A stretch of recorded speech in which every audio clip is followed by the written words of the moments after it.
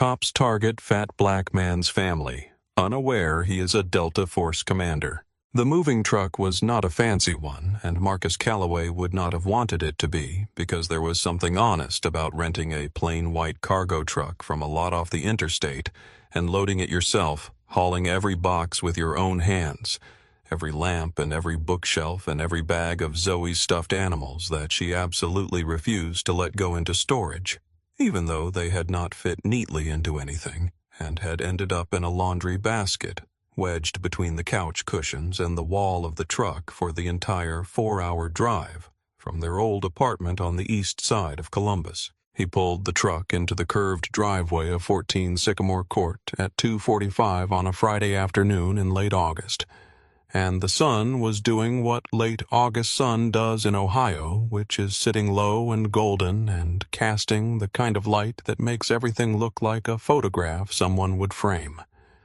And Marcus sat in the cab for a moment with his hands still on the wheel, just taking it in, the red brick facade, the 2 white columns flanking the front door, the flower beds that the previous owners had left in decent shape, the mailbox with the little brass numbers that were already slightly crooked and that he had already decided he would straighten on the first Saturday morning when Zoe was at her reading club and Diane was making coffee and the neighborhood was still quiet.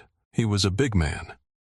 Marcus Calloway, broad across the shoulders in a way that made door frames feel slightly undersized and heavy in the middle, in the way that comes not from laziness, but from being 48 years old, and from a body that spent 2 decades carrying things across difficult terrain and had decided in retirement to carry its history in a different way.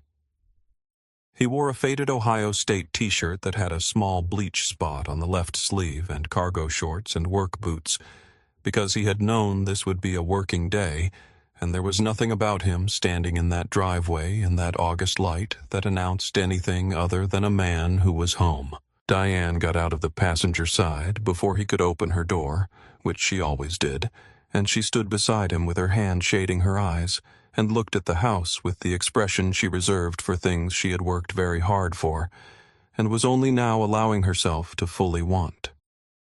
She was a tall woman, Diane, with close-cropped natural hair and the posture of someone who stood in front of 30 teenagers every day and had learned that how you held your body was a form of communication, and she reached over without looking at him and put her hand in his, and neither of them said anything for a moment. Then Zoe was out of the truck cab and up the porch steps before either of her parents had moved her sneakers thudding on the wood, her braids flying behind her, and she was already pushing the front door open with both hands.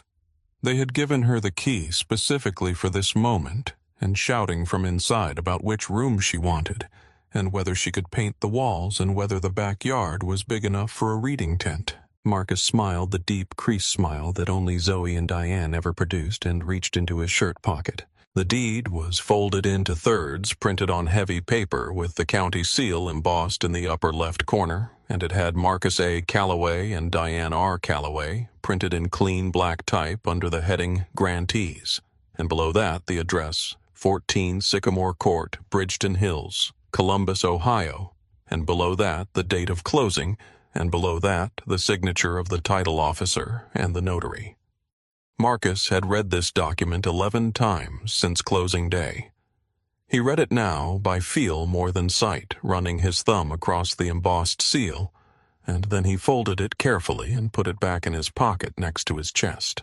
Across the street, a man in a polo shirt who had been watering his flower bed when the truck pulled in had not moved the hose in 4 minutes. The water pooled around the base of a hydrangea bush and ran in a small, dark rivulet toward the sidewalk, and the man did not appear to notice, because his attention was somewhere else entirely. 2 doors down, a curtain shifted in a second-floor window and then went still. An elderly couple walking a golden retriever crossed to the opposite side of the street.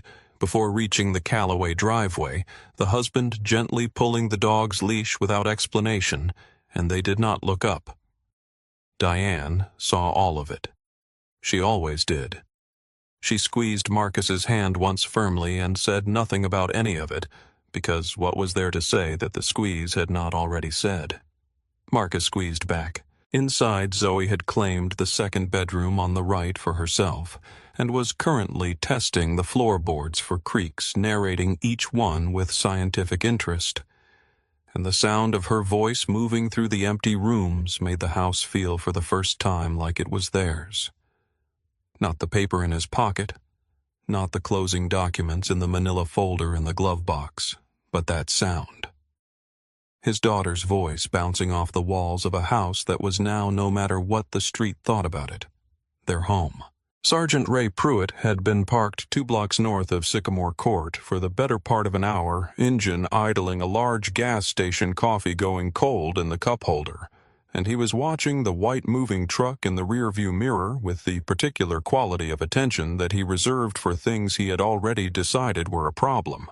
He was 51 years old, Ray Pruitt, and he had been a police officer in Bridgeton Hills for 22 of those years, which meant he had been here long enough to remember when the subdivision was still being developed, long enough to have watched the first houses sell and the first families move in, long enough to have developed what he would have described if anyone had asked him directly, and he had been feeling honest as a very clear idea of what this neighborhood was and what it was supposed to stay. He was not a large man in the way Marcus Calloway was. Large Pruitt's bulk was different. Settled and forward-leaning, the build of a man whose physical presence worked through authority rather than sheer dimension, and he wore his uniform the way some men wore a military decoration as evidence of something he believed about himself. His philosophy about neighborhoods, about this neighborhood in particular, was not something he had ever written down or stated in a department meeting or said out loud in a formal setting. But it was something he operated from as consistently as a compass, and it went like this. A neighborhood is only worth what its people are worth, and some people lower the value just by showing up. He would not have called this a prejudice because in his mind it was not a feeling. It was an observation, and he had spent 22 years gathering evidence for it, and the fact that all of his evidence pointed in the same direction was not to him a sign of bias, but a sign of accuracy. He got out of the cruiser and walked around to the front, and without thinking about it the way some men crack their knuckles or check their watch, he placed both palms flat on the hood of the vehicle and patted it twice. A solid, possessive gesture that he had been making for so long it no longer had a conscious source. It was the gesture of a man who believed that every surface he stood near was in some important sense his. He had already called in the plate from the moving truck. His partner today was Officer Dale Sims, who was 34, and had been on the force for 8 years, and had attached himself to Pruitt early in his career with the instinct of a man who understood that in a small department, the fastest path to job security was finding the right person to stand behind. Sims had run the plate and called back within 90 seconds, registered to a rental company in Columbus, picked up that morning. Pruitt had then had Sims run the property itself, 14 Sycamore Court, and the buyer's name, and Sims had come back with clean record legal purchase closed escrow 3 weeks ago. No liens, no flags. Pruitt's jaw had tightened when Sims reported this in the specific way that happens when reality declines to cooperate with a prior conclusion. He stood at the hood of his cruiser and watched the truck in the rearview reflection, watched the big man in the Ohio State shirt and the woman and the little girl moving back and forth between the truck and the front door, and he was aware of a feeling that he would have described as professional concern, and that was in fact something considerably uglier. There was a man in his neighborhood. His neighborhood, the one he had patrolled and shaped and maintained for 22 years, and the man did not belong here. And the paperwork said otherwise, and the paperwork was wrong. Behind that feeling was something that Pruitt never examined too closely, which was the knowledge that his grandfather, Earl Pruitt Sr., had served as a deputy sheriff in this same county 60 years ago, and had been very clear about his own philosophy regarding who belonged where, and that Ray Pruitt had grown up hearing those views expressed as common sense at dinner tables and on fishing trips and in the cab of a pickup truck on Sunday afternoons, and that the philosophy had seeped into him the way groundwater seeps into a foundation, slowly, invisibly, and deep. He thought about the land, too, for a moment, about how Sycamore Court and the 3 streets adjacent to it had been worth almost nothing 20 years ago and were now worth considerably more, and about how the transit corridor project that the city had been quietly permitting for the past 18 months was going to change those values significantly, and about how certain conversations he had been having on Tuesday evenings at Hannigan's bar were going to be made considerably more complicated by the arrival of a family who would draw attention. He pulled out his phone and called Sims. "Do a slow drive-by," Pruitt said. "Log everything you see." "And run the name Marcus Calloway full background." "Already did the background when I ran the plate," Sims said. "Came up clean. Run it again," Pruitt said. "And do it yourself." There was a brief pause. "Sure thing, Sarge."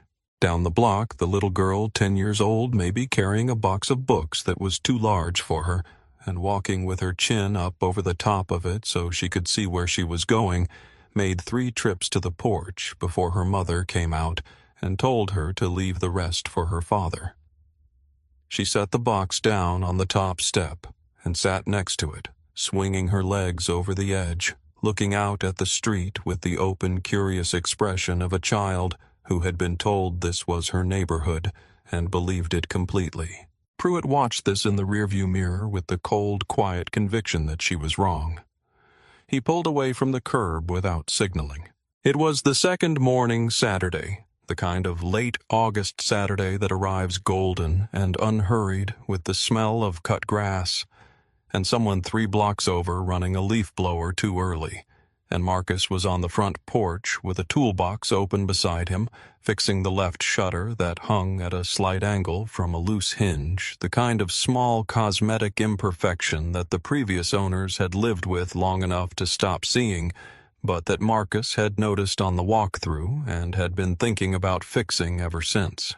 Zoe was sitting 2 steps below him, handing him screws one at a time from a small mason jar, treating each one with a solemnity that suggested she understood the gravity of home repair, or at least wanted to appear to, and Diane was inside making coffee and unpacking the kitchen. The sound of cabinet doors opening and closing, drifting out through the screen door in a steady domestic rhythm. The 3 cruisers arrived without lights or sirens, which was the first sign that this was deliberate rather than reactive. A response call would have had more urgency. But these vehicles rolled into the driveway with the slow, claiming ease of something that had been planned, and they parked in a formation that blocked the driveway exit almost completely, and the men who got out of them moved with the particular, unhurried confidence of people who did not expect to be challenged. Pruitt was first stepping out from the lead cruiser, and he took a moment after closing the door to look up at the house with the specific expression of a man conducting an inspection of property he intends to find fault with. Then he reached back, placed both palms flat on the hood of the cruiser, and patted it twice. Sims came out of the second car, and Officer Terry Braun, younger than both of them, heavy-set in a softer way, wearing an expression that sat somewhere between ready and reluctant, emerged from the third. 3 more officers' faces Marcus did not yet know fanned out across the front lawn without instruction, their hands drifting toward their belts with the choreographed casualness of men who had rehearsed this. Marcus set down his screwdriver and stood, and Zoe stood too close against his leg. "Good morning," Marcus said. His voice was level and carried across the lawn without effort, the voice of a man who had given orders in places where being clearly heard was a matter of survival. Pruitt did not return the greeting. He surveyed the house one more time, then looked at Marcus with the open contempt of a man who had decided not to bother performing neutrality. "We got a call," Pruitt said, walking forward slowly.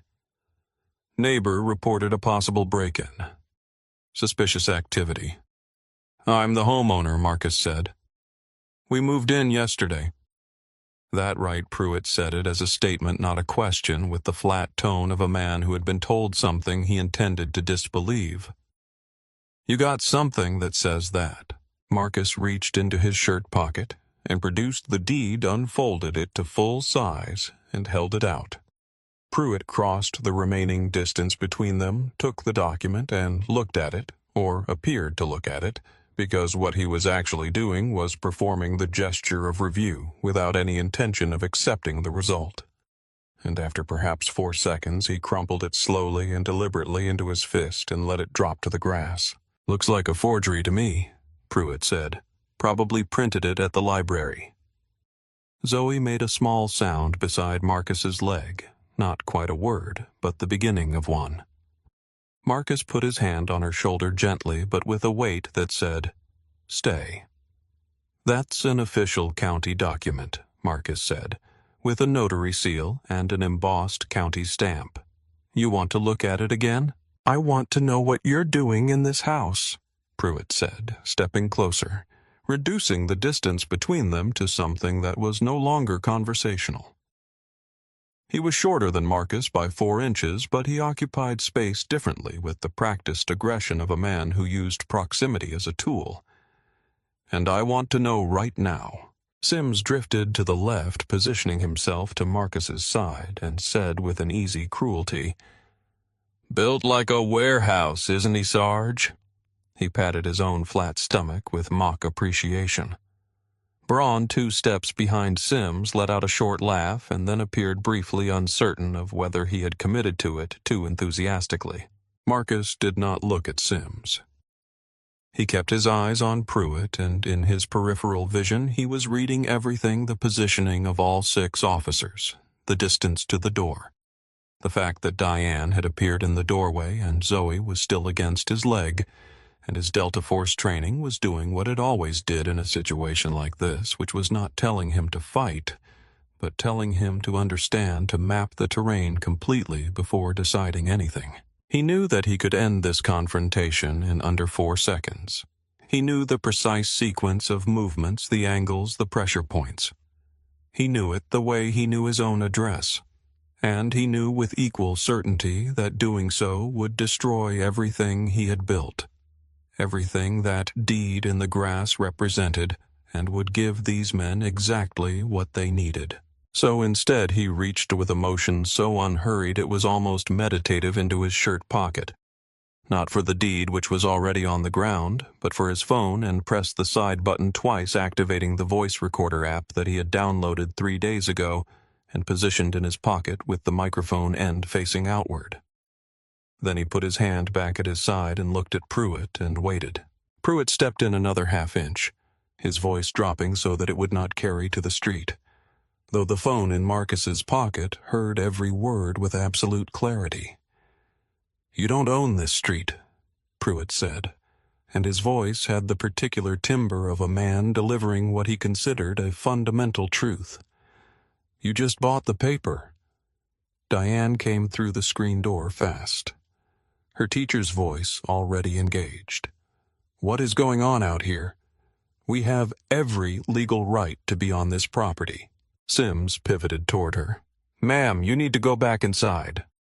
"I absolutely do not," Diane said, and she pulled out her own phone and began filming. Pruitt noticed the phone in Diane's hand and took a half-step back, recalibrating, and in that recalibration Marcus saw the decision being made not to retreat from the campaign, but to retreat from this particular moment to save the visible escalation for a time when cameras were not already pointed. "We'll need you to stay available," Pruitt said to Marcus, specifically with the tone of a man issuing a warning wrapped in procedural language. "This is a quiet neighborhood. People who cause problems here tend to find that living here becomes very difficult." He held Marcus's gaze for 3 seconds, then turned and walked back toward the cruisers, and Sims and Braun followed, and the other 3 officers peeled off the lawn without urgency, as if they had simply run out of interest. The 3 cruisers left in the same unhurried formation they had arrived in, and the street went quiet again. Marcus walked to where the deed had fallen in the grass and picked it up. It was crumpled into a rough ball, the county seal bent but intact. He smoothed it against his thigh, working the creases out with slow, deliberate pressure, and then he folded it back into thirds and put it in his pocket. He stood on the lawn for a moment after the cruisers disappeared around the corner, his hand resting against his shirt pocket, over the deed and the phone, and his face held the expression of a man who had just received a very clear message and was composing with great care and absolute patience his reply. Behind him, Diane was already on the porch with her phone reviewing the footage she had taken, making sure it had captured clearly. Zoe stood in the doorway holding the mason jar of screws, watching her father with the particular attention of a child who understands that something important has just happened and is deciding how she feels about it. Marcus turned around, looked at his daughter, and said, "Hand me that last screw, would you, baby? I'm not done with this shutter."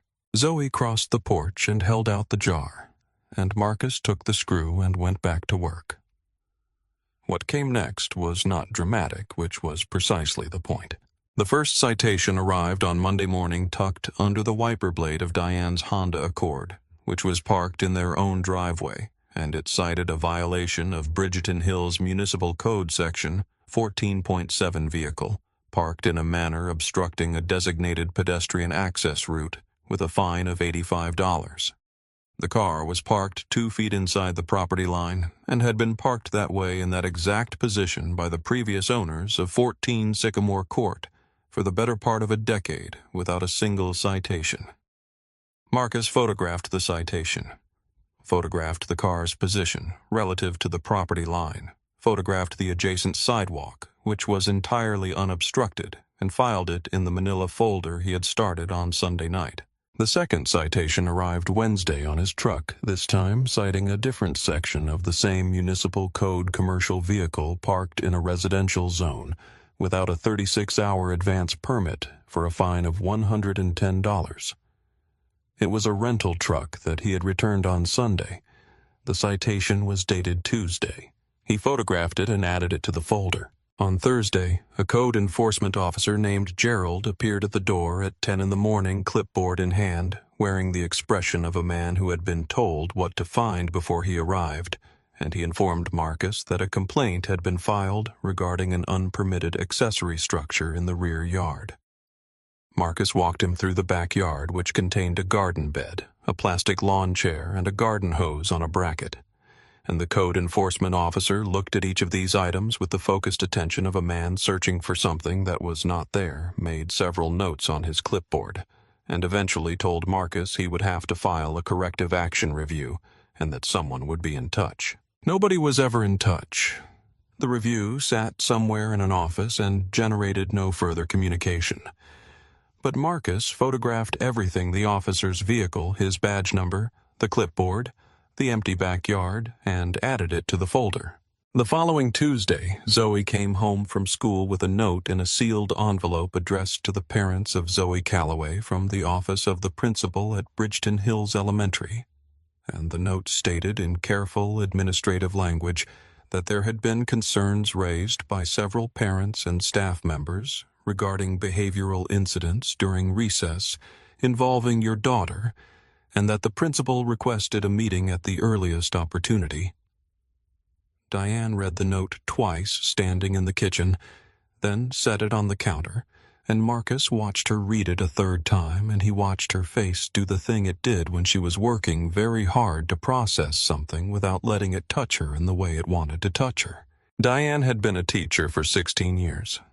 She had never received a behavioral complaint about any student in her class, let alone about her own child. Zoe, who read 2 grade levels ahead and spent her lunch breaks organizing the school library's donated books by Dewey Decimal Number, was not a child who received behavioral complaints. They called the principal. The incidents were described as unspecified altercations with peers. When Diane asked for specific dates, specific witnesses, specific descriptions of what had occurred, she was told the process was confidential to protect all involved parties. Diane, who taught 3 sections of American history and had spent 16 years watching institutions use language to make the indefensible sound procedural, recognized exactly what she was looking at. Marcus photographed the note and added it to the folder. That same week, the slow drive-bys became daily. Pruitt in the mornings between 7:15 and 7:40 rolling past in his cruiser at the precise moment Diane was backing out of the driveway to take Zoe to school.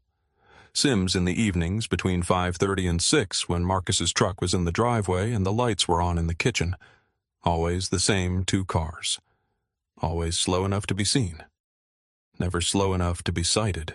On a Friday night at 2:17 in the morning, according to the timestamp on the camera Marcus had installed on the front porch on day 3, a rock came through the living room window.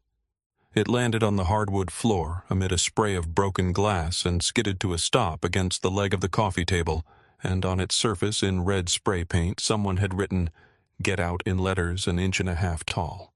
Marcus was awake before the glass stopped moving down the stairs in 4 seconds, his hand on the light switch, and his eyes running the room before he turned it on. Old Habit and Diane was behind him in the hallway, and Zoe appeared at the top of the stairs in her pajamas with the wide-eyed stillness of a child startled from deep sleep. Marcus picked up the rock.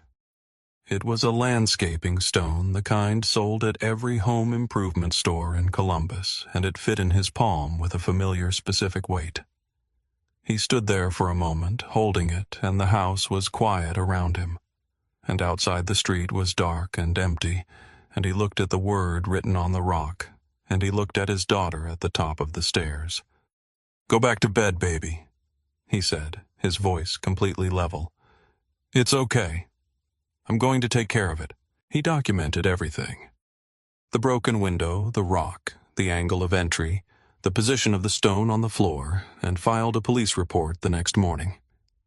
The report was accepted by the desk officer with the professional blankness of a man processing a form he had no intention of forwarding anywhere, and Marcus noted the officer's name and badge number and added both to the folder. He then sat down that evening and typed an email to Special Agent Eddie Reyes, his former Delta Force sergeant, now stationed at the FBI's Columbus field office, and the email said, "Only Eddie.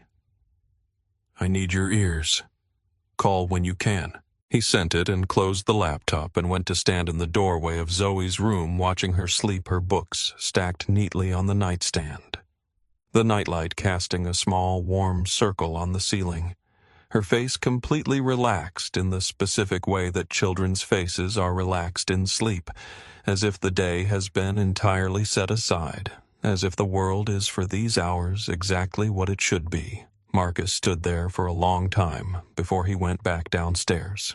Rosalie Tatum came on a Wednesday morning, which was her regular day off from the senior center where she volunteered 3 days a week sorting donations and reading to the residents in the memory care wing, and she arrived at the front door of 14 Sycamore Court carrying a covered dish of her mother's sweet potato casserole recipe and a worn leather photo album under her arm, and she introduced herself to Diane with the brisk warmth of a woman who has decided that the time for waiting is over. She was 78 years old, Rosalie Tatum, with silver-white hair cropped close and dark eyes that had the particular quality of alertness that belongs to people who have spent decades paying close attention to things others preferred not to see. She had lived in Bridgeton Hills since 1971, the third house on the left.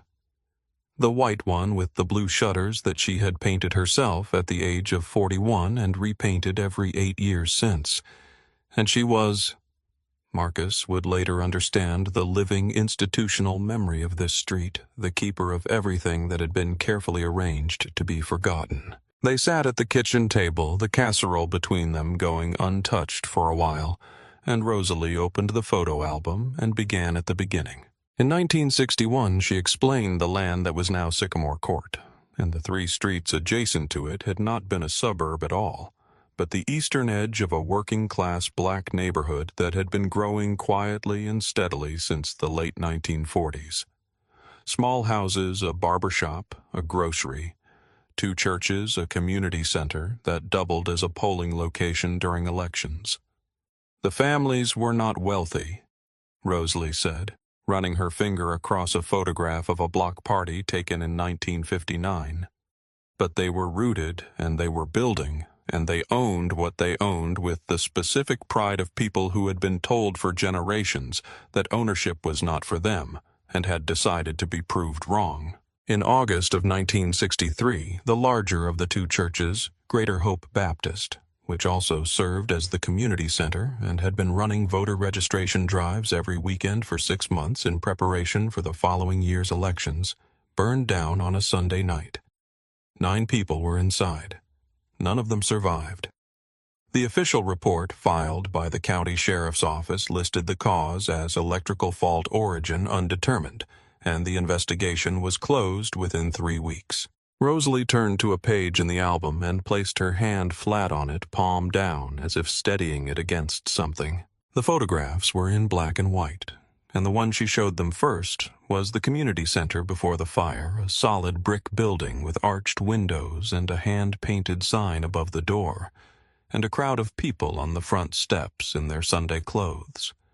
And the photograph had been taken from the exact angle of the front porch of 14 Sycamore Court, because the community center had stood where the Calloway house now stood, on the same footprint on the same ground. Marcus looked at this photograph for a long time. The photographs that followed were darker. The building in flames, the smoke visible even in black and white as a mass that obscured the sky.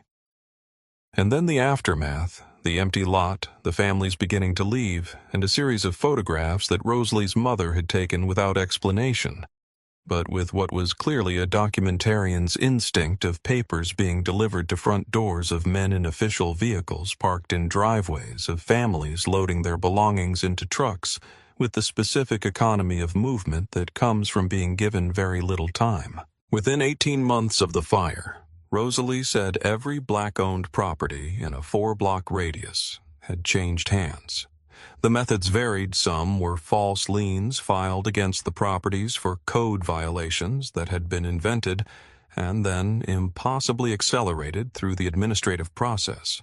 Some were foreclosures triggered by sudden reassessments that doubled the tax burden overnight.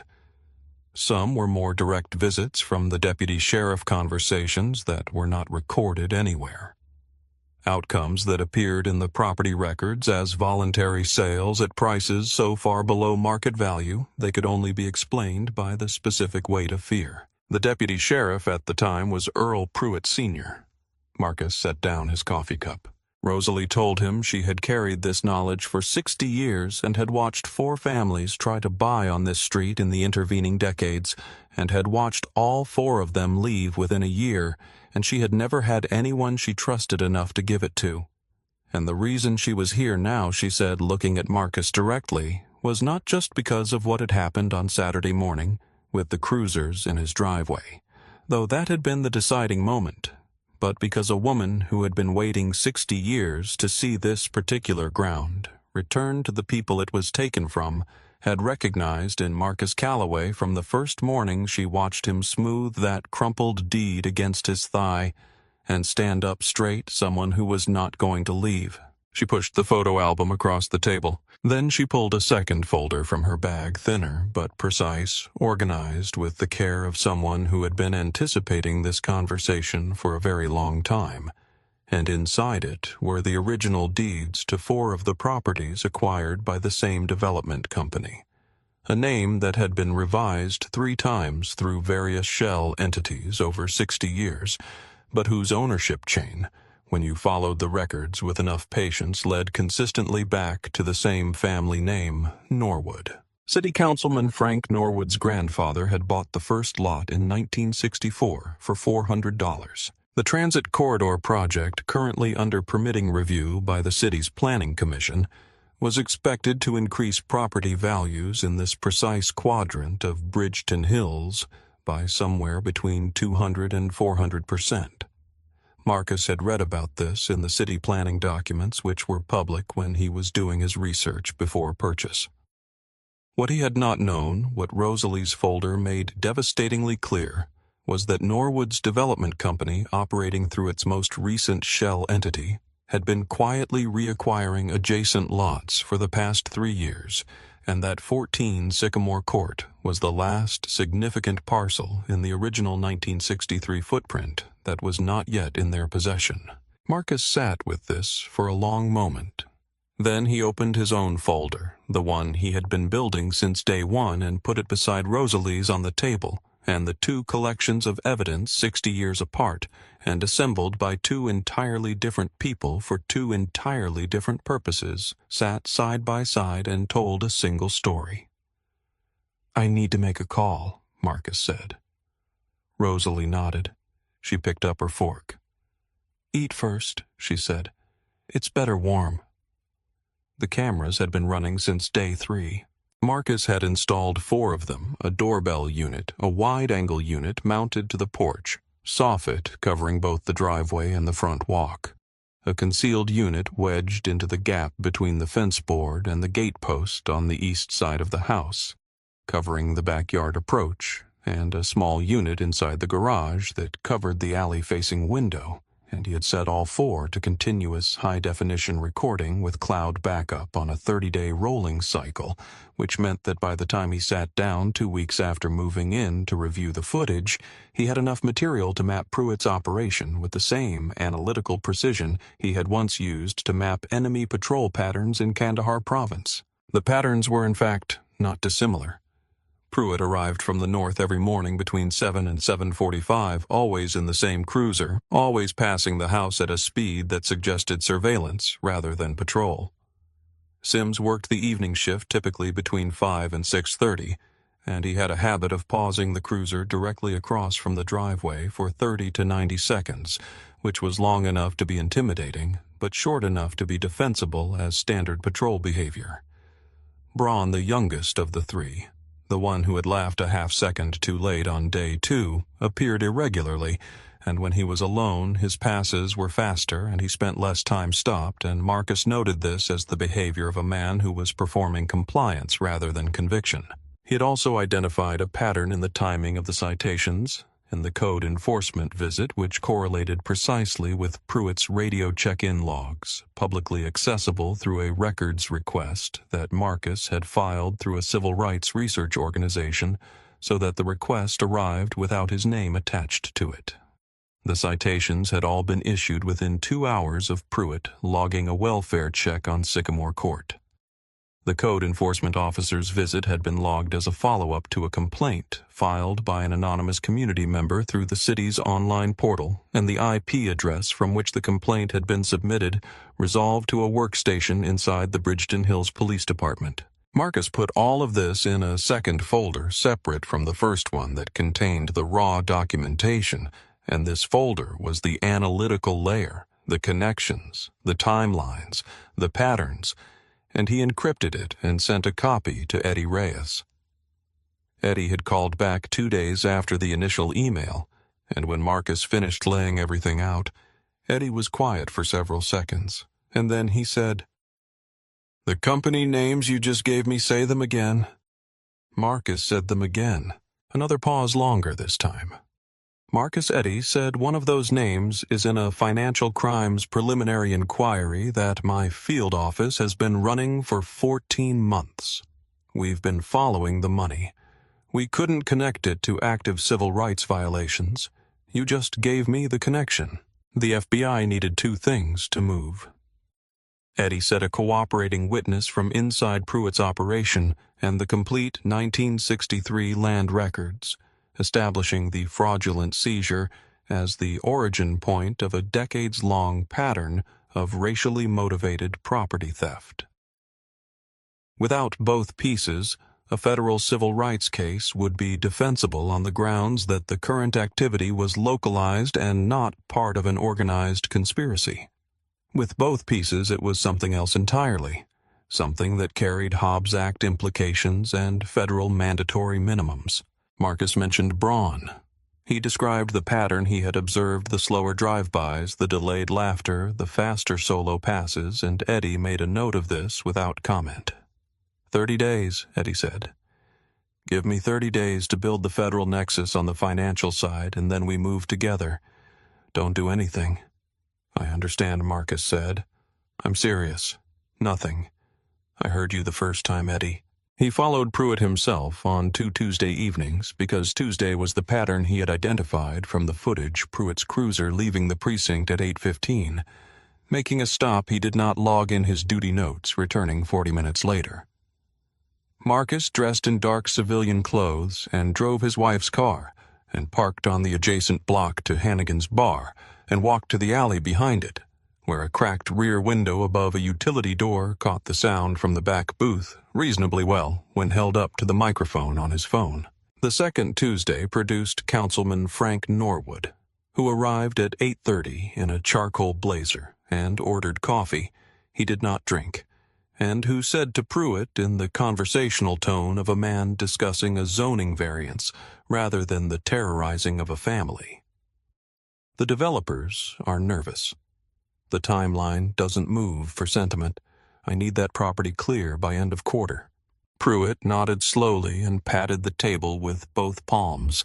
The same gesture, the same rhythm, the same unconscious claim of ownership, and said, "It'll be clear." Marcus recorded 4 minutes and 17 seconds of audio, photographed both men through the cracked window with a telephoto lens, and walked back to his wife's car and drove home, and sat at his desk for a long time in the dark kitchen before he sent the encrypted files to Eddie Reyes with a message that said, 30 days starts now.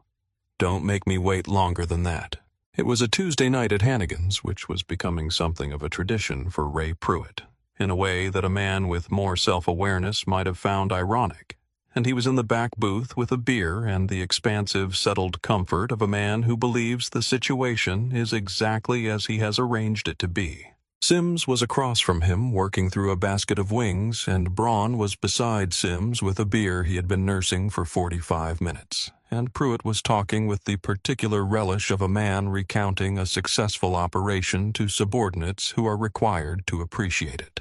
He went through the weeks, item by item, the citations, the code violation, the school complaint, the rock, and with each one he paused to allow Sims's grin to widen, which it did reliably and on cue, because Sims had been watching Pruitt long enough to know when appreciation was expected and had learned to produce it with the precision of a trained response. "Men like that always break," Pruitt said, leaning back in the booth with the comfort of a man delivering a thesis statement he has been refining for years. "They save up, they move somewhere nice, they think they've arrived, and then reality reminds them where they belong." He picked up his beer. "Give it another 3 weeks. Sims nodded, working through a wing. "He hasn't filed anything, has he? No lawyers yet?" "Marsh gets anything that comes through internal affairs," Pruitt said. "Nothing comes through Marsh that I don't know about first." Braun was looking at his beer. "What about the FBI tip line?" Braun said without looking up. "He could go federal, skip the department entirely." Pruitt gave Braun the look he reserved for unnecessary complications. "On what grounds? A couple parking tickets and a rock. Nobody's going federal over a rock."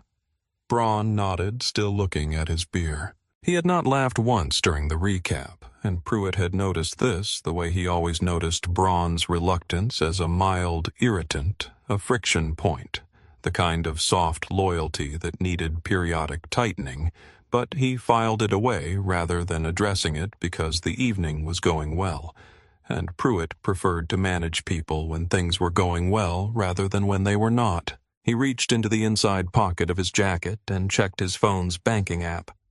The deposit from Norwood's envelope had cleared that morning, which it did reliably on the second Tuesday of every month, and had done so reliably for the past 4 years.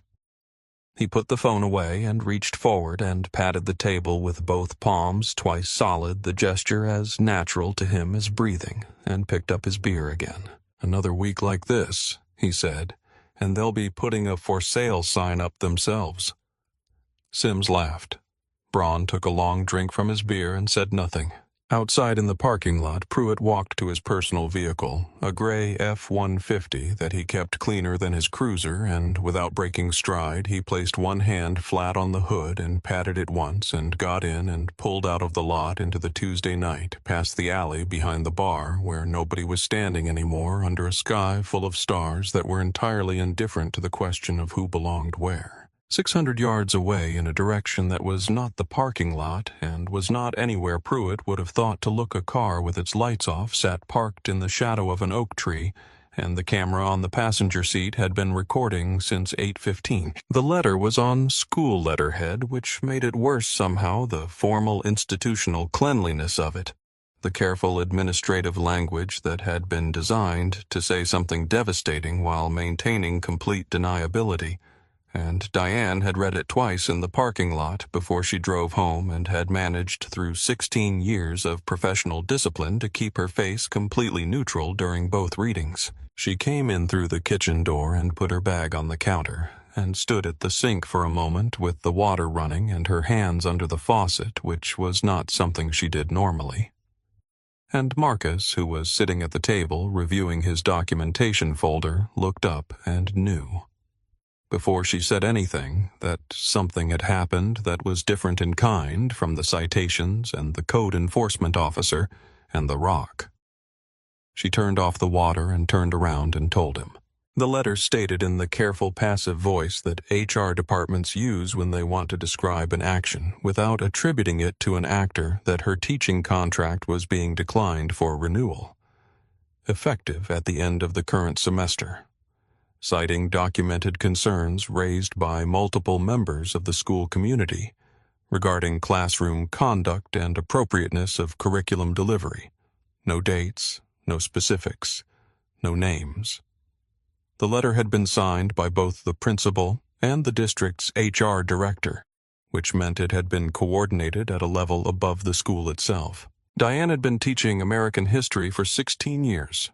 She had been named Teacher of the Year by the Columbus Education Foundation 4 years ago.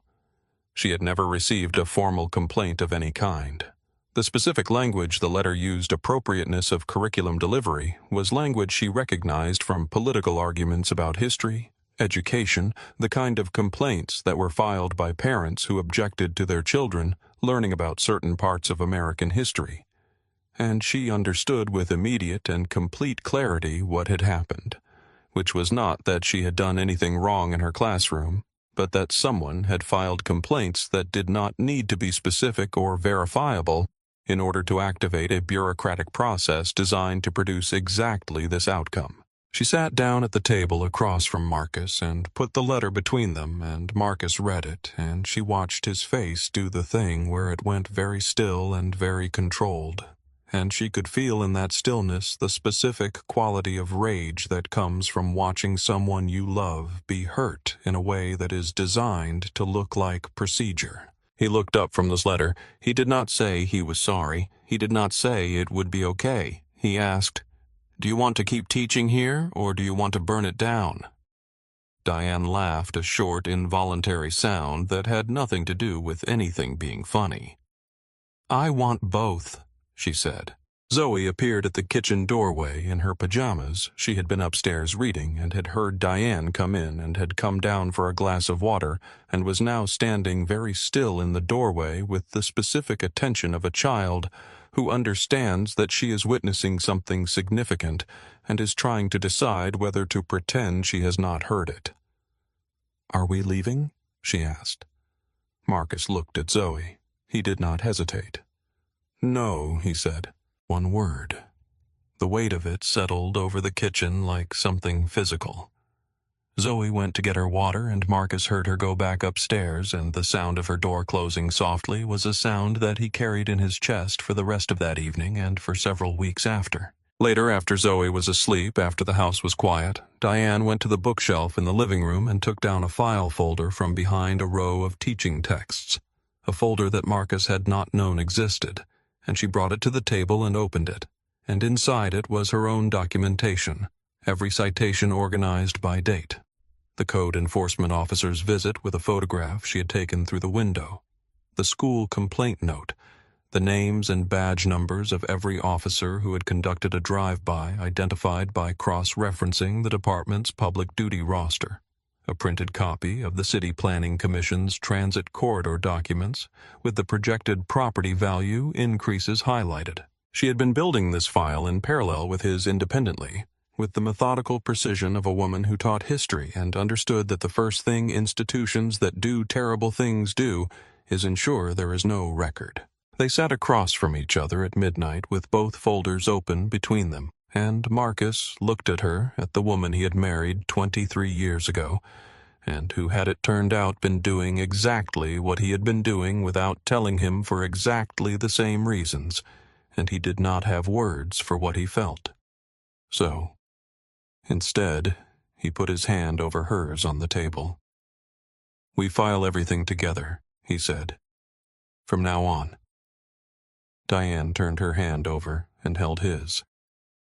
From now on, she agreed. The bus came at 3:27 on Wednesdays, which Marcus knew because he had been tracking the schedule since the first week of school, and by 3:40 he was standing on the porch with a glass of water.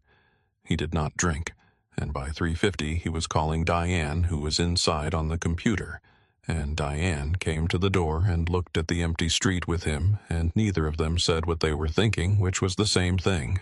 He called the school at 3:55. The secretary answered on the third ring with the slightly elevated breath of someone whose afternoon had not gone according to plan, and she told him that there had been an incident during the final period, and that Zoe had been retained briefly for an administrative review, and that an officer had been called as a standard protocol response, and each of these phrases landed in Marcus's chest with the specific impact of something designed to make an event sound smaller than it was. He was in his truck before she finished the sentence. He drove the 4 miles to Bridgeton Hills Elementary in 7 minutes, and he walked through the front entrance and down the hallway to the main office and found Zoe sitting in one of the blue plastic chairs outside the principal's door with her backpack in her lap, and her face carrying the particular expression of a child who has cried recently and has decided to stop at considerable personal cost in order to appear all right. A female officer, young, not one of Pruitt's crew, with an expression that suggested she was genuinely uncomfortable with the situation she had been called to manage, sat in the adjacent chair, and she stood when Marcus came in and told him quietly and with what appeared to be authentic regret that there had been a confrontation in the hallway involving Zoe and 3 older students, that Zoe had been the subject of verbal harassment and had responded verbally in kind, and that one of the older students had told a teacher that Zoe had been physically threatening, and that the school's protocol required documentation and a parental pickup. "What did the 3 older students say to my daughter?" Marcus asked. The officer hesitated. "What did they say?" Marcus said again, not louder, just slower. The officer told him. The 3 older girls had cornered Zoe in the hallway near the bathroom and told her that her family were criminals, that her father had attacked police officers, that they were squatters who had stolen someone else's house, and that they needed to leave before something bad happened to them. When Zoe had told them they were wrong and that her family had the legal deed to their house, one of the girls had shoved her, and Zoe had shoved back, and the 3 girls had reported Zoe's shove and not their own. Marcus looked at his daughter. Zoe looked up at him with the specific expression of a 10-year-old who has just discovered that the world can be comprehensively, deliberately unfair, and who is not sure yet whether to be devastated by this or furious about it. He knelt down in front of her chair and took her hands, both of them in his, and he looked at her directly at eye level. "Dad," she said, and her voice was so carefully controlled, so determined not to crack, that the control itself was almost harder to hear than crying would have been. "Why do they keep saying we don't belong here, we didn't do anything wrong?" Marcus held her hands a little tighter. "Because they're afraid of us," he said. "And people who are afraid tell lies because the truth is too uncomfortable for them to live with." Zoe processed this. "That's not fair." "No," Marcus said. "It's not." He signed her out and walked her to the truck, and she climbed in and put her backpack on the floor and sat looking straight ahead through the windshield as he drove, and somewhere between the school and the house she fell asleep against the window, with the total sudden sleep of a child whose body has decided it has had enough of the day, and the sound of her breathing in the quiet cab of the truck was the sound that broke something open in Marcus Calloway's chest that he had been working very hard to keep closed. He drove the rest of the way home with his jaw set and both hands on the wheel and his eyes on the road, and when he pulled into the driveway, he sat for a moment after he cut the engine, not moving, listening to Zoe breathe. Then he picked up his phone and called Eddie Reyes. The 30 days, Marcus said when Eddie picked up. "It's done." I need the meeting now." There was a pause of perhaps 2 seconds, not hesitation. Just Eddie processing the change, recalibrating, and then his voice came back with the specific quality of a man who has been waiting for a starting gun. "Tomorrow morning," Eddie said. 7 o'clock. I'll be there."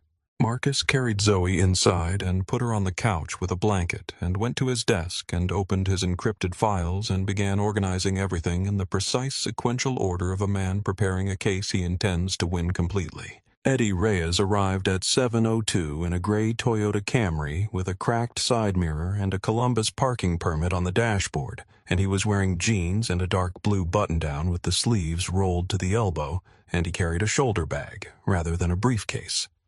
And none of these things were accidents. Everything about Eddie Reyes's appearance in a civilian neighborhood at 7 in the morning was designed to look like nothing in particular. He was 46. Eddie built lean and compact in the way that Delta Force made certain men, and he had a face that defaulted to neutral in a way that was not coldness but efficiency. The face of a man who had learned that expressions were information, and information should be given deliberately. He and Marcus had served together for 11 years across 4 deployments, and the handshake they exchanged at the front door carried the weight of every one of those years, in the specific way that handshakes between men who have been through difficult things together do, which is to say that it was brief and contained everything. It was. Marcus had cleared the kitchen table and laid everything out in the order he had organized it the night before: the raw documentation folder, the analytical folder with his own cross-referenced timelines, Diane's parallel folder, the encrypted audio files from both Hannigan's bar recordings with printed transcripts beside them, the photographs of Norwood and Pruitt at the back booth, Rosalie Tatum's historical documents, including the original 1963 land deeds and the newspaper clipping, and the photograph of the community center, and the shell company ownership chain that connected Norwood's current development entity back through 3 corporate name changes to the company that had purchased the first lot on Sycamore Court in 1964 for $400. Eddie sat down and began reviewing methodically from the top left corner of the table, moving right, and Marcus sat across from him and did not talk, because Eddie was a man who needed silence to think, and Marcus had learned this in Kandahar and had never forgotten it. It took Eddie 45 minutes to review everything, and during that time he made notes in a small spiral notebook in a handwriting so compact it was almost a code, and he opened his laptop twice to cross-reference things Marcus could not see from across the table, and he asked 4 questions, each of which Marcus answered precisely and briefly. When he finished, Eddie sat back and looked at the table as a whole, and the expression on his face was the one Marcus had seen in the field when Eddie had finished mapping a problem and arrived at a conclusion. "The shell company names," Eddie said. 2 of them are in our financial crimes file. I told you that on the phone. What I didn't tell you is that the file was 18 months old and stalled because we couldn't connect the financial activity to any active civil rights violations. We had money moving. We had properties changing hands. We had a pattern, but without an active documented campaign of harassment tied to the same actors. It was a financial crimes case at best, and a circumstantial one. He tapped the table. "What you've given me is the active piece. Pruitt is the enforcement arm. Norwood is the financial engine. Marsh is the cover. That's a Hobbs Act conspiracy under color of law, and it's not a close question." He told Marcus what was needed to make the federal case airtight: a cooperating witness from inside Pruitt's operation and the complete set of 1963 land records, establishing that the current fraud was not an isolated incident but the continuation of a documented pattern. "Braun," Marcus said. "Tell me about him." Marcus described what he had observed: the drive-bys, the timing, the delayed laugh, the faster solo passes, the specific quality of reluctance that distinguished performed loyalty from genuine conviction. Eddie wrote something in his notebook. "Okay. Braun is the cooperating witness if we can reach him. The question is, how?" "Leave that to me." Marcus said. Eddie looked at him. "Marcus, I'm not going to touch him. I'm going to make him reachable." Eddie accepted this because he had known Marcus Calloway for 23 years, and he knew the difference between what the man said he would do and what he would actually do, and in his experience, those two things were identical. He closed his notebook, looked at the table one more time, and said, "They picked the wrong neighborhood to run this in." Marcus looked at him.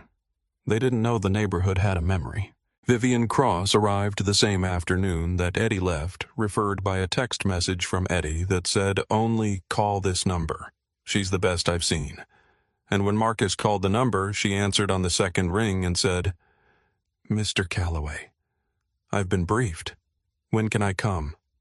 She was there by 2:00. She was 44 years old, Vivian Cross, with natural hair worn long and a way of walking into a room that suggested she had already assessed it before she entered, and she carried nothing but a legal pad and a pen, and the kind of institutional confidence that comes not from pedigree, but from having won federal civil rights cases in 4 different circuits over 19 years of practice.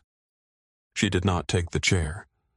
Marcus offered immediately. She stood at the kitchen table and reviewed his documentation, standing up the legal pad in her left hand and the pen, making small, quick annotations along the margin as she turned pages with her right, and she asked questions the way a surgeon makes incisions. Precise, targeted, no motion wasted. She confirmed what Eddie had told him and added the legal architecture. The federal civil rights conspiracy charge required demonstrating a pattern of coordinated conduct under color of law. Motivated by race, and the Hobbs Act extortion charge required demonstrating that the property scheme involved the use of official authority to obtain something of value which the property itself qualified as given the Norwood connection.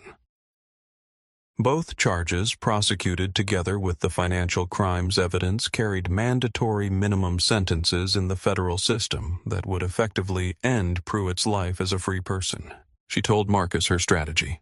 They needed Pruitt to commit one more overt act, something documented, something that could be characterized as a continuation of the pattern, and they needed that act to occur in a context where Pruitt could not later claim it was isolated or uncoordinated. The cleanest way to produce this was to give Pruitt an opportunity to demonstrate his behavior in a controlled setting.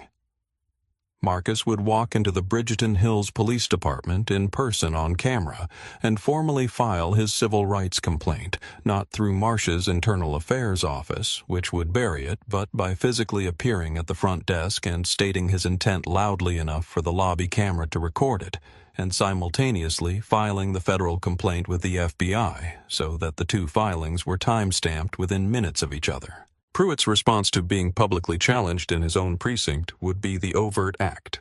Eddie's team would be in position. First, though, there was Eddie's preliminary interview. The FBI field office had the authority to call Pruitt in for a witness interview regarding the Norwood financial crimes inquiry framed as routine, and Marcus would be present not as a complainant, not in any official capacity, but as an observer at a conference table in a role that Vivian would arrange through the Civil Rights Division's liaison with the FBI field office. Pruitt would not know why Marcus was there until he was already seated. The interview was scheduled for a Thursday, 10 days out. Marcus drove to the FBI Columbus field office and sat across a metal conference table from Ray Pruitt for the first time since the front lawn on day 2, and the difference between those 2 encounters was so complete that it felt in the first several seconds almost abstract. Pruitt had come in wearing his department jacket over civilian clothes, which was the choice of a man who wanted his institutional identity present even in a setting where it had no formal standing, and he had settled into the chair across the table with his habitual forward lean, his elbows on the surface, the posture of a man who believed he occupied every space he entered. Marcus was seated at the far end of the table with a notepad and a pen, introduced by Eddie simply as a consultant on the investigation, which was technically true and specifically designed to be opaque. Pruitt had not looked at Marcus when he entered. He had looked at Eddie, assessed the room, settled in. He answered the first 3 questions about Norwood's contracting activity with the fluent ease of a man who had thought about these questions and prepared smooth answers, and his comfort in the room was total. The comfort of a man who had spent 22 years believing that official spaces belonged to him. Then Eddie said, "We're also gathering background on a civil rights complaint filed with our office this week relating to conduct in the Bridgeton Hills neighborhood. I'd like to introduce the complainant." And Eddie looked at Marcus. And Marcus placed his Delta Force credentials on the table, the retired ID card, the documentation of his service record, the unit insignia, and slid them a few inches toward the center, with one finger unhurried, the way you set down something you do not need to announce. The silence in the room lasted exactly 1 second before Pruitt's hand, which had been reaching forward for his coffee cup, stopped. Not reached and pulled back. Stopped mid-motion in the air, the fingers already half-curled around an absent cup, held there by the short circuit that happens in a person's nervous system when the brain receives information that contradicts its entire working model of a situation. The blood left Pruitt's face in a visible wave starting at the forehead and moving downward, leaving the skin beneath a dull gray-white that had nothing to do with complexion and everything to do with what his body was registering before his mind had caught up. His breathing changed a slight hitch, barely perceptible, the kind of involuntary adjustment that happens when the chest tightens for reasons a person has not yet consciously identified. The credentials were on the table, and Pruitt's eyes were on them, and the hand hung suspended in the air, and the room was absolutely still. Then, in his mind, Marcus could not know this for certain, but he had seen this specific expression on the faces of men in the field who had just realized they had walked into something they could not walk out of. Pruitt was somewhere else entirely. He was back on Sycamore Court on day 2, standing over a big man in an Ohio State shirt who had allowed himself to be crowded without flinching, and he was hearing himself say, "You just bought the paper with the absolute confidence of a man who knew he was right and could not imagine being wrong, and he was feeling the weight of that confidence turn very quickly and very completely into something he did not have a name for yet, but that felt like the ground moving." The hand came down. The coffee cup was not retrieved. Marcus looked at Pruitt across the table, and he held his gaze, and he did not speak, and he did not smile, and there was nothing in his expression that was triumph or threat. It was something quieter than either of those things. The specific stillness of a man who has finished a very long calculation and arrived at an answer and is simply waiting for the other party to catch up. Pruitt looked away first. He looked at the table, then at Eddie, then at the wall to his left, and the whole sequence took less than 2 seconds. But in 22 years of policing and 22 years of walking into rooms and owning them on arrival, Ray Pruitt had never been the one who looked away first, and the experience had a physical quality to it, like a step that goes down farther than expected. "What is this?" Pruitt said. His voice had a new component in it. Not fear exactly, but its precursor, the specific alertness of a man who has realized the terrain is different from what he mapped. "This is a preliminary interview," Eddie said in the pleasant, neutral tone of a man conducting exactly what he has described. "You're free to go whenever you'd like. We appreciate your time." Pruitt looked at Marcus one more time, recalibrated his expression into something closer to contempt, stood up, and left without another word. Eddie waited until the door closed, and then he turned to Marcus. "He's going to do something stupid now," Eddie said. "They always do." Marcus uncapped his pen and began writing on his notepad. "Then let's make sure we're ready for it," he said. The business card appeared in the driver's side door handle of Officer Terry Braun's personal vehicle. Not his cruiser, his personal car. A green Subaru that he parked in a lot behind the precinct on a Thursday morning, placed there between the end of his shift at midnight and the beginning of the parking lot. Security cameras' daily maintenance cycle at 6 in the morning, during a window that Marcus had identified from the lot's publicly available maintenance schedule. The card was simple: Vivian Cross, civil rights attorney, confidential consultations, and a phone number. Braun called the number on Saturday, which was faster than Marcus had expected.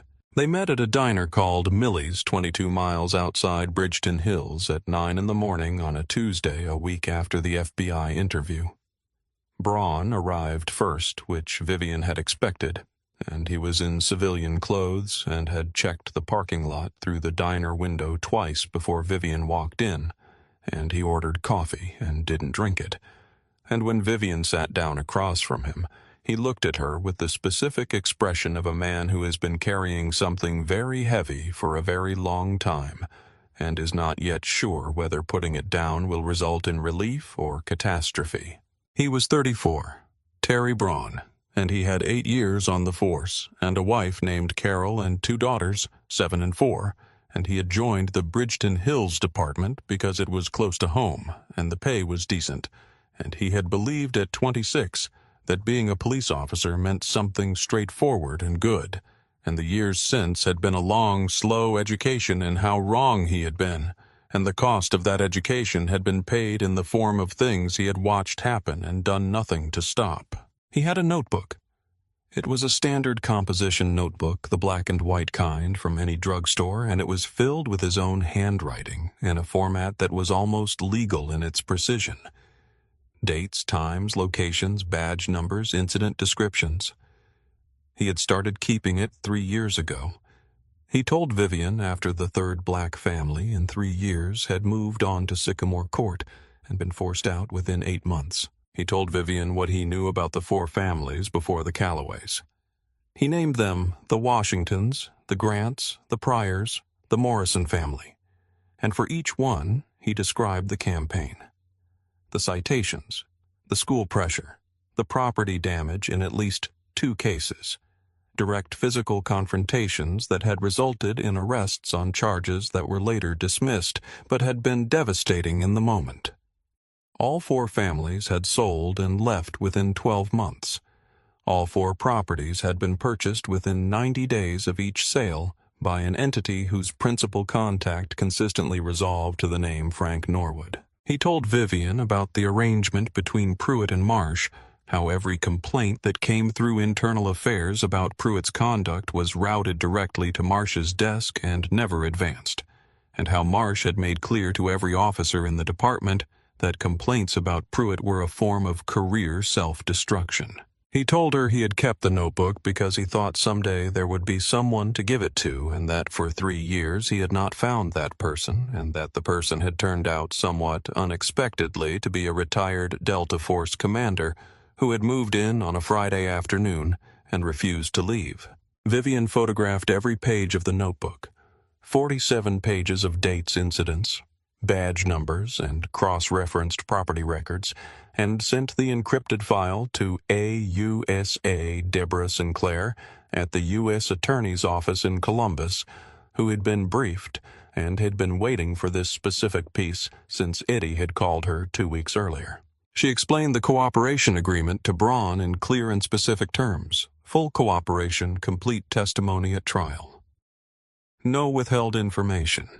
In exchange, the federal prosecutor would recommend that Braun receive no prison time, that the charges against him be resolved through an administrative separation from the department, rather than a criminal conviction, and that his family's address be withheld from any public filings for 12 months. Braun was quiet for a moment. He looked at his cold coffee. "Will my girls be okay?" he asked. "Will this come back on them?" "We will do everything in our power to protect them," Vivian said. "And I will tell you clearly, the people who would threaten your girls are the same people we are putting in federal prison. The threat ends with the conviction." Braun looked at the notebook on the table between them, his 3 years of record-keeping the weight he had been carrying, and he pushed it across the table toward Vivian all the way to her side and took his hands off it. He stood up, dropped a $5 bill on the table for the coffee, and walked toward the door. At the threshold, he turned back briefly. "Tell Mr. Calloway," he said, "that I'm sorry it took me this long." Vivian watched him walk to his car. She sat for a moment with the notebook in her hands, and then she picked up her phone and called Deborah Sinclair. "We're ready to move," she said. Marcus drove himself to the Bridgeton Hills Police Department on a Tuesday morning at 9 o'clock, and he parked in the visitor spaces in the front lot and sat in his truck for a moment before going in. He was wearing a button-down shirt and pressed slacks, and he carried a leather folder under his arm that contained a copy of every document in his organized evidence file, tabbed and indexed along with the federal civil rights complaint that Eddie's office and Vivian had filed simultaneously with the U.S. Attorney's Office 18 minutes ago. He walked through the front door and approached the front desk and waited while the desk officer finished a phone call.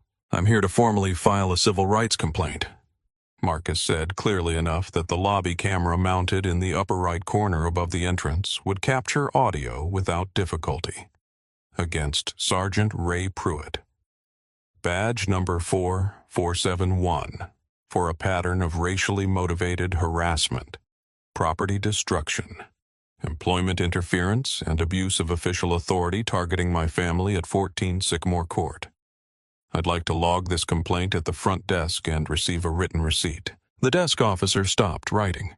Marcus placed a copy of the federal filing on the counter, the one already time-stamped by the U.S. Attorney's Office, and said, "I've also filed simultaneously with the FBI's Columbus Field Office and the U.S. Attorney for the Southern District of Ohio. This is a courtesy copy for your department's records." The desk officer picked up his phone.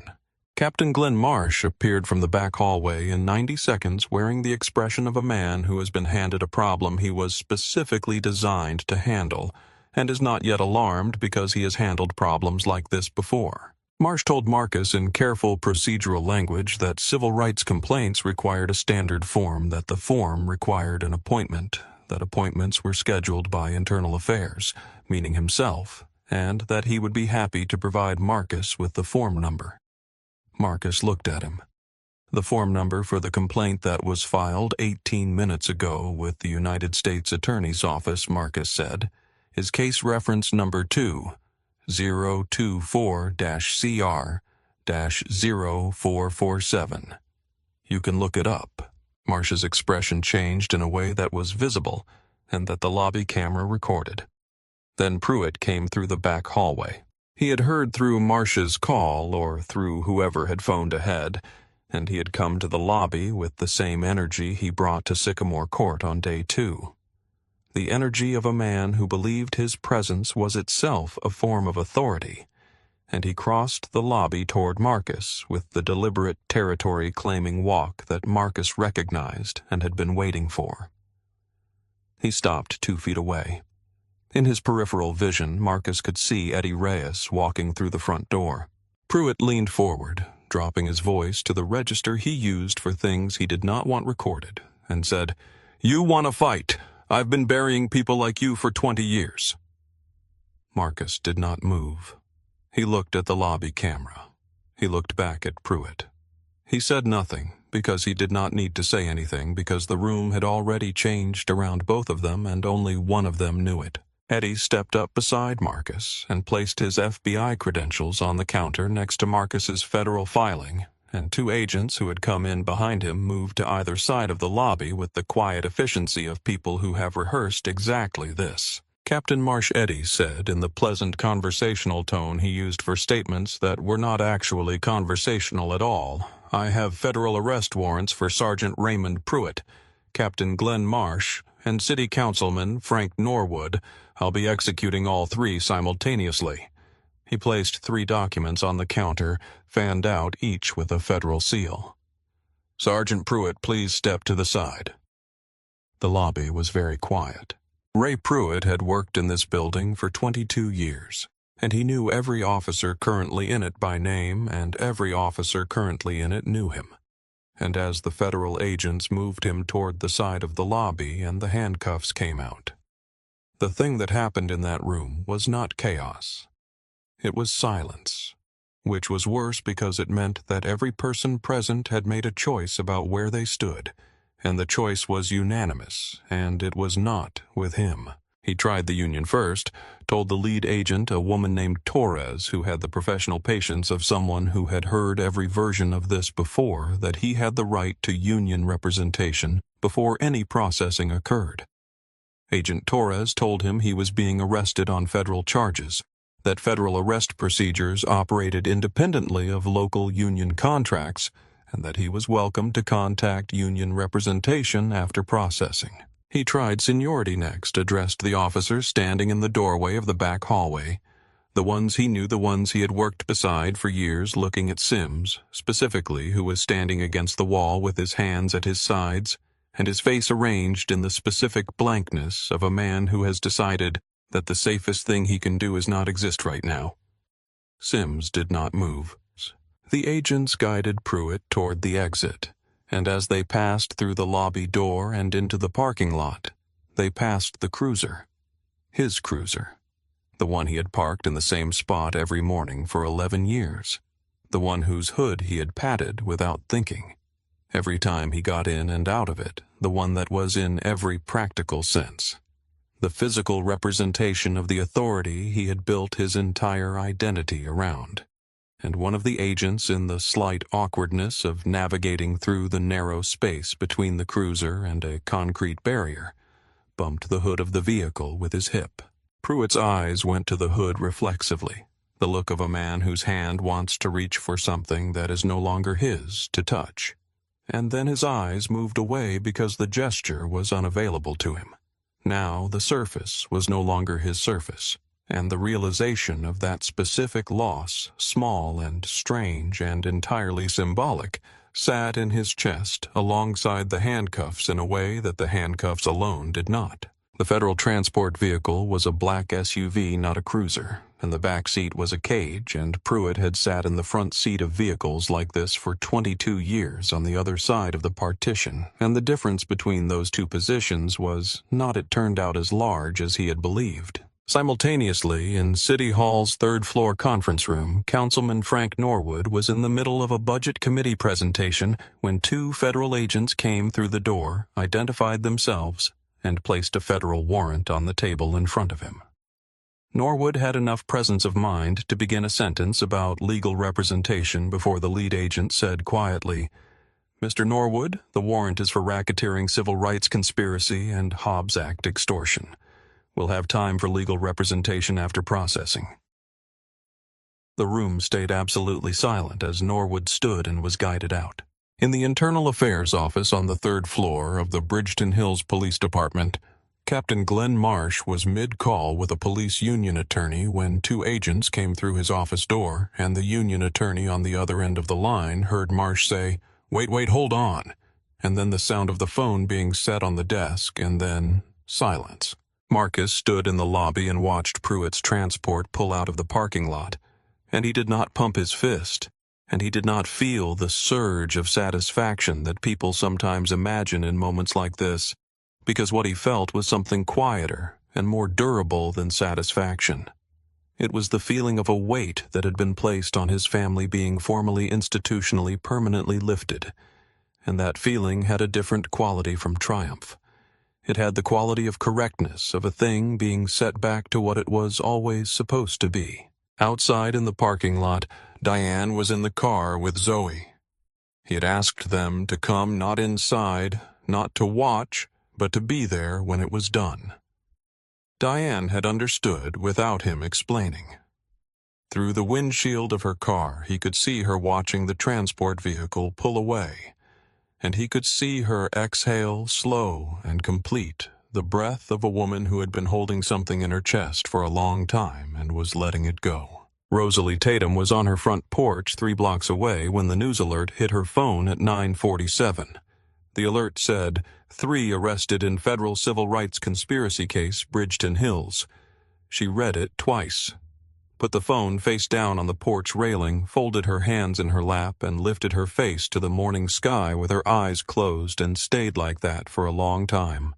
8 months later, on a gray November morning, with a cold front moving through Columbus and the courthouse flags snapping sharp on their poles, Marcus Calloway sat in the second row of the gallery in Federal Courtroom 4A, and watched Ray Pruitt enter from the side door with the gait of a man who had spent 8 months in pretrial detention learning the specific weight of days that have nowhere to go.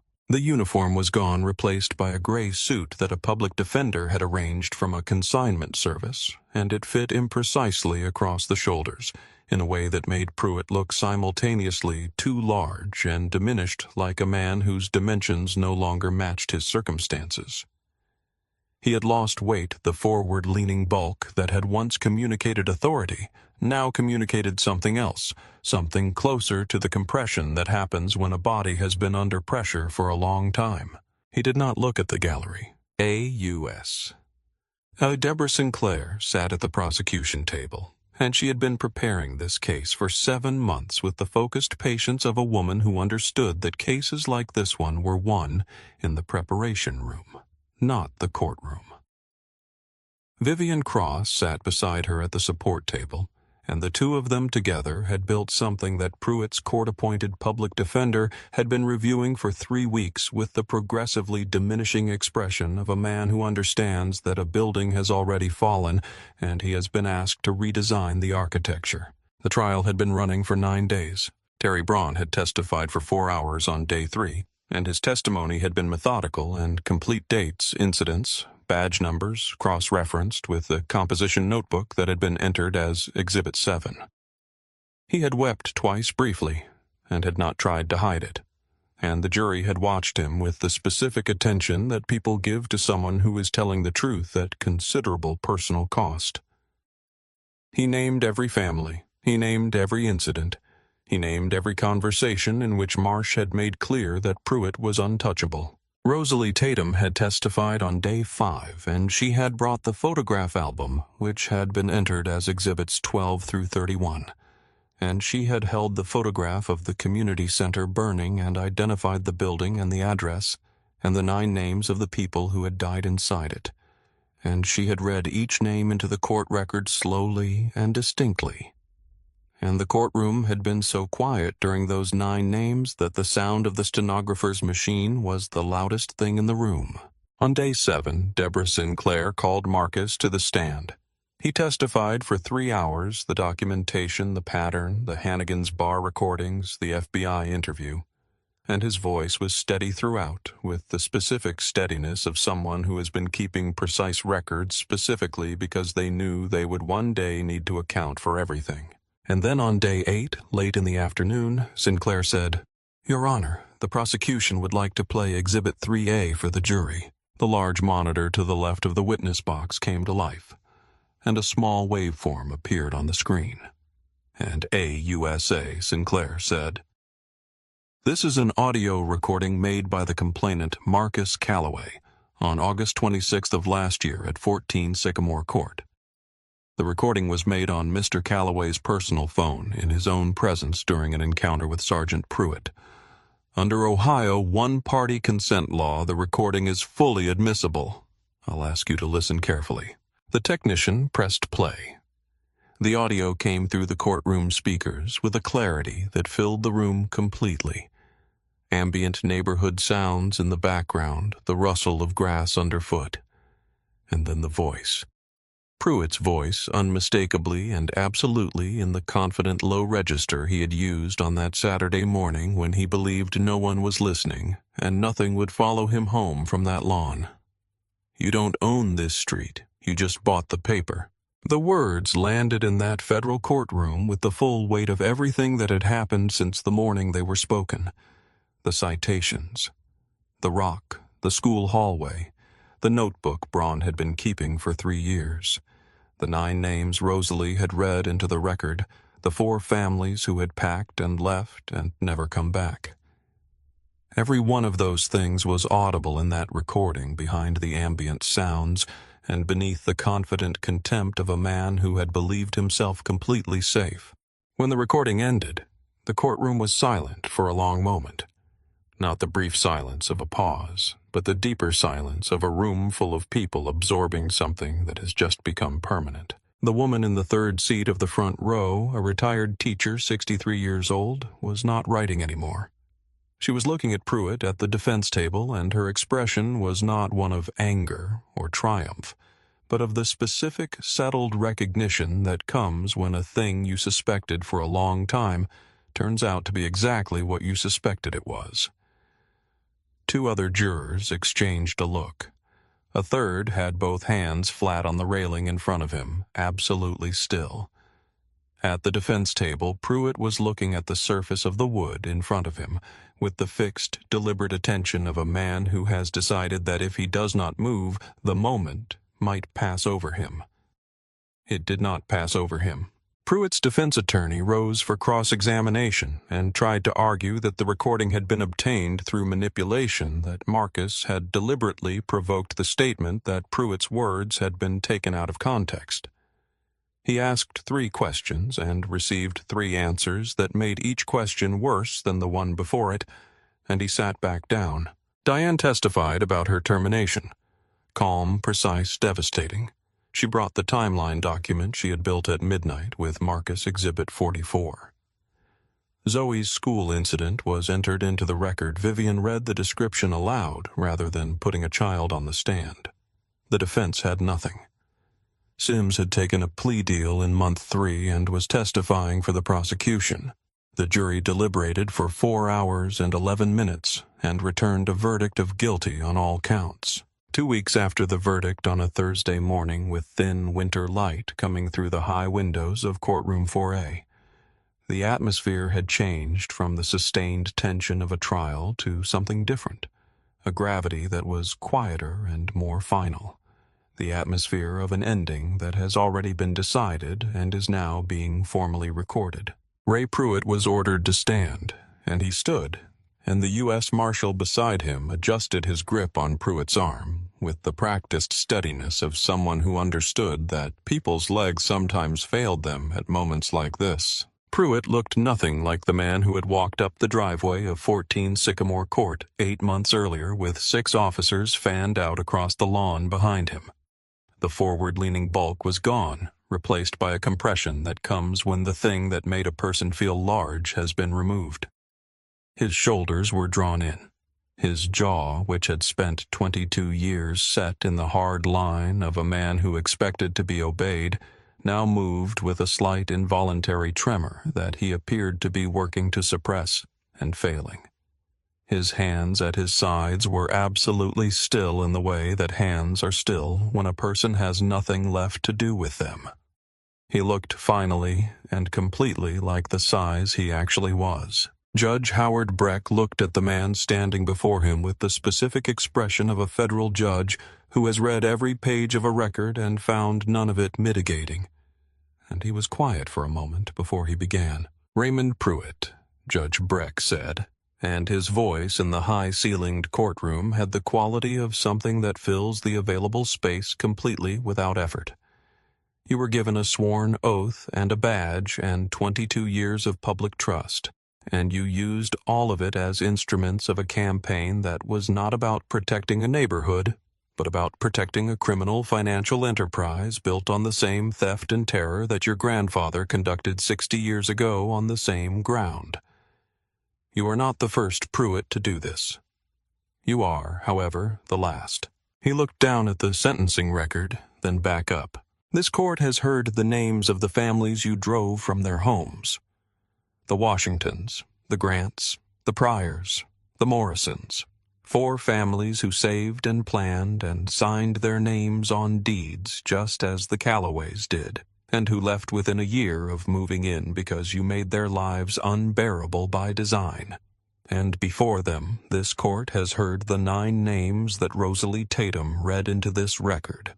The 9 people who died in August of 1963 on the same land you were protecting when you crumpled Marcus Calloway's deed and dropped it in the grass. You told him he had only bought the paper. This court is here today to tell you what he actually bought. He bought the right to stand on that ground without fear. And you spent 8 years making sure no one who looked like him could exercise that right. That ends today. Permanently. A single tear moved down Pruitt's cheek. He made no effort to wipe it away. Under federal sentencing guidelines for conspiracy against civil rights, Hobbs Act extortion, deprivation of rights under color of law and obstruction of justice, Judge Breck said, "I sentence you to 168 months, 14 years in the custody of the Federal Bureau of Prisons to be served without the possibility of early parole." A sound moved through the gallery. "Furthermore, your municipal pension, representing 22 years of accrued benefits, is hereby stripped in its entirety. The liquidated value of that pension, in the amount of $214,000, is to be divided equally between a memorial fund established in the names of the 9 victims of the 1963 Greater Hope Baptist Church fire and a housing assistance fund for black families seeking to purchase homes in Bridgeton Hills and the surrounding district. Both funds are to be operational within 90 days of this sentencing." He set the document down. Frank Norwood is sentenced separately, but concurrently 96 months, 8 years federal custody and forfeiture of $2,300,000 in assets representing the proceeds of the fraudulent land scheme over the past 11 years. Those funds are to be distributed to the documented heirs of the 4 families displaced under Norwood's direction in amounts determined by the trustee based on estimated current market value of the properties at time of forced sale. Captain Glenn Marsh, 60 months, 5 years federal custody, and a lifetime ban from employment in any law enforcement capacity at any level. The gavel came down once clean and final. The marshals turned Pruitt toward the side door, and as they turned him, his eyes moved across the gallery, not with intention, just the automatic sweep of a man's gaze moving with his body, and they landed on Marcus Calloway, seated in the second row with his hands folded, and his face holding the expression of a man who has finished something very difficult and is not quite ready to call it finished. Marcus looked back. He held Pruitt's eyes for 4 seconds, the same 4 seconds, the same steadiness, the same absence of triumph, and then he gave him a single slow nod, not a greeting and not a dismissal, but an acknowledgment, the confirmation of a debt that had been carried for a long time and was now finally settled. Pruitt looked away. The marshal opened the side door, and they went through it, and it closed behind them. The courtroom emptied slowly, the way courtrooms do after sentences that people need a moment to absorb, and Marcus sat in the second row while it emptied, and Diane sat beside him with her hand in his, and neither of them moved for a little while. Vivian Cross came down the aisle after the gallery had mostly cleared, and stopped at the end of their row, and she held out her hand to Marcus, and then to Diane, firm and brief, and she said, "I'll see you at the memorial groundbreaking," and closed her briefcase, and walked up the aisle and out. Outside on the courthouse steps, Zoe was waiting with Rosalie Tatum, and when the doors opened, Zoe walked down the steps and took Marcus's hand on one side and Diane's on the other. And they stood there for a moment in the thin winter light, and Rosalie came down beside them and opened her bag and took out the framed photograph. The 1962 photograph of the community center placed in a simple wooden frame with a glass front, and she held it out to Marcus. "I want you to have this," she said. "Hang it somewhere you can see it, so those people know somebody is still standing on their ground and standing right." Marcus took the photograph. He looked at it, the Sunday clothes, the faces, the building on the footprint where his daughter's bedroom now sat. The 9 among them, who had not come home from that Sunday night in August of 1963, and he held it carefully with both hands level the way you hold something you understand the weight of. They drove home in the late afternoon. Zoe asleep against the window with the completeness of a child whose body has processed a long day, Diane driving the city giving way to the familiar streets of Bridgeton Hills in the fading winter light. When they turned onto Sycamore Court, the house was exactly as they had left it. Red brick, 2 stories. The porch Marcus had repaired with his own hands. The garden bed visible through the side gate. The mailbox with the slightly crooked numbers that he had never gotten around to straightening and now thought he might leave. He got out and went up the porch steps and unlocked the front door and held it open while Diane carried Zoe inside, and he followed and stood in the front hallway for a moment looking at the staircase.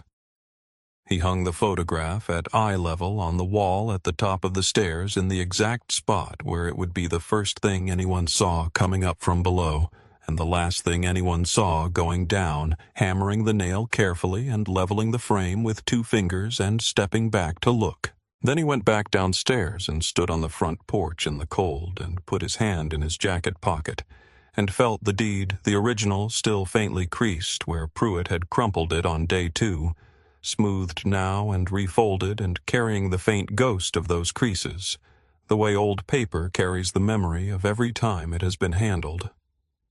He took it out and looked at it one more time. Marcus A. Calloway and Diane R. Calloway. 14, Sycamore Court, and then folded it back along its original lines and put it in his pocket against his chest. Diane came out and stood beside him. The street was quiet, in the way that streets are quiet in winter, not empty, just still the houses lit from inside the cold, keeping people close to their own warmth, the bare trees standing along the sidewalk in their patient way. They stood there for a while, not saying anything because what needed to be said had been said, and what remained was this: the house behind them, the ground beneath their feet, the street that was theirs, the night that was quiet in the way that things are quiet, when the thing that was wrong has been made right, not perfectly, not without cost, but right, and that rightness was something you did not need to speak to feel. You just stood in it. Ray Pruitt was processed into a federal correctional institution in Terre Haute, Indiana, on a Tuesday in January, which was a day like any other Tuesday in that facility, cold, institutional, indifferent to the specific histories of the men moving through its intake procedures. His orange uniform was issued in a size that fit. His badge number 4471, which he had worn for 22 years, was replaced by an inmate identification number printed on a plastic band around his wrist. His cruiser, the one he had patted twice every morning for 11 years, was auctioned by the city for $4,200 and purchased by a retired school custodian from Westerville, who used it to haul mulch for his garden. Pruitt had no visitors listed on his intake form.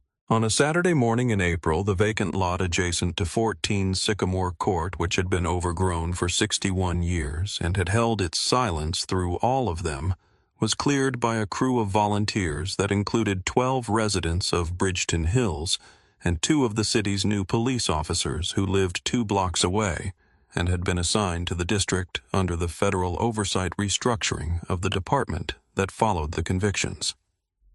The groundbreaking for the 9 Voices Memorial Garden was attended by 214 people.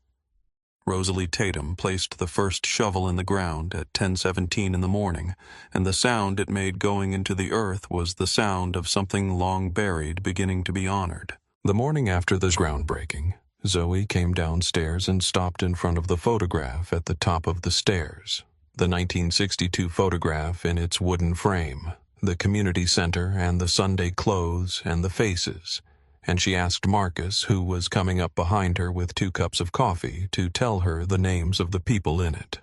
He told her the 9 names he knew slowly, one by one, and she repeated each one after him with the specific concentration of a child memorizing something important.